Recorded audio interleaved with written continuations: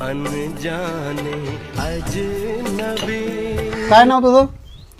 माझं खरं नाव माझ्या आधार कार्डवर कोंडाबाई आहे, पण मला घरी सगळे कोंडे कोंडे म्हणतात. आणि माझं इंस्टाग्रामला आयडीचं नाव आहे कोंडा द क्वीन. वा वा वा, छान छान छान. काय शिक्षण झालंय तुझं? मी खूप शिकले, माझं ग्रॅज्युएशन झालंय. बरं बरं, प्रश्न विचारू का मग? हो विचारा ना. बरं, नेट म्हणजे काय असते?